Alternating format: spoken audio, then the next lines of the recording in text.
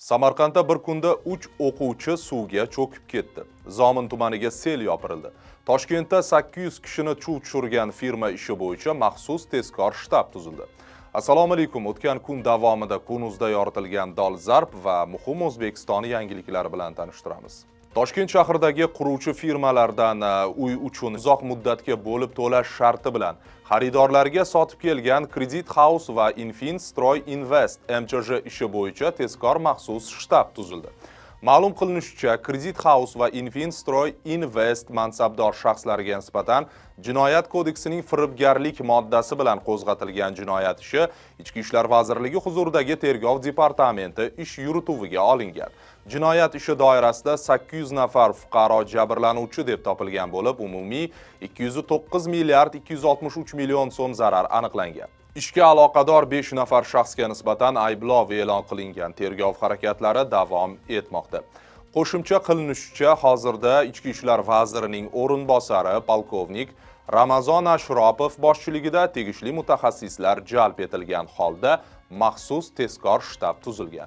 Tezkor shtab Ichki ishlar vazirligi transport va turizm obyektlarida xavfsizlikni ta'minlash departamenti binosida har kuni soat 9:00 dan 21:00 ga qadar ish olib bormoqda. Bugun 27 may kuni Jizzax viloyati Zomin tumanining ayrim hududlariga sel yopirildi.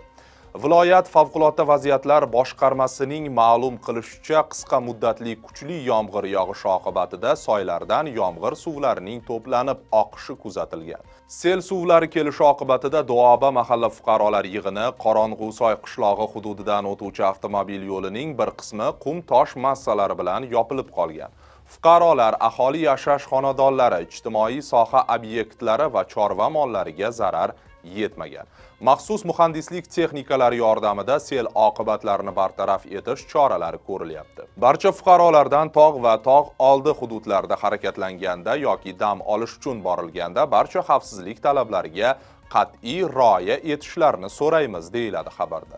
Samarqand viloyatining Paxtachi tumanida bir kunda 3 bola suvga cho'kib halok bo'ldi. 24 may kuni Paxtachi tumanidagi 6-umumta'lim maktabining 6-sinf o'quvchilari cho'milish maqsadida hududdagi fermer dalasida joylashgan hovuzga borib, cho'kib ketdi.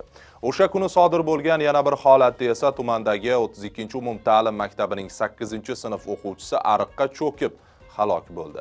Maktab direktorining so'zlariga ko'ra, o'quvchi tushdan so'ng otasi bilan dalaga mol sug'organi borgan. Mollarni sug'orib bo'lgach, otasi ortga qaytgan, bola esa dalada qolgan. Ariqqa yiqilgan, hushidan ketganmi hali biz ham aniq bilmaymiz. Ekspertiza xulosalariga qarab aniqlanadi endi. Otasining aytishiga qaraganda cho'kib o'ladigan ariq bo'lmagan, deydi direktor. Kun.uzga kelib tushgan audioda eshitilishicha, kuzatilgan ushbu holatlardan keyin Paxtachi tumani hokimi Qayum Qushboqov hududdagi barcha maktablarning sinf rahbarlariga uyma-uy yurib, o'quvchilar ota-onasining yonida yoki yo'qligini tekshirib chiqishni topshirgan. Samarqand viloyati Maktabgacha va maktab ta'limi boshqarmasi matbuot kotibi Baxtigul Qarshiyevaga ko'ra, holatlar dars vaqtida bo'lmagan, shuningdek, yozgi ta'til boshlanayotgani munosabati bilan taqiqlangan hududlarda cho'milmaslik, bolalarni cho'milish havzalariga yubormaslik bo'yicha kafolat xatlari olingan. Sizga yetkazmoqchi bo'lganlarimiz hozircha ana shulardan iborat edi. Kunuzdan uzoqlashmang, o'zingizni ehtiyot qiling. Ko'rishguncha xayr, sog', omon bo'ling.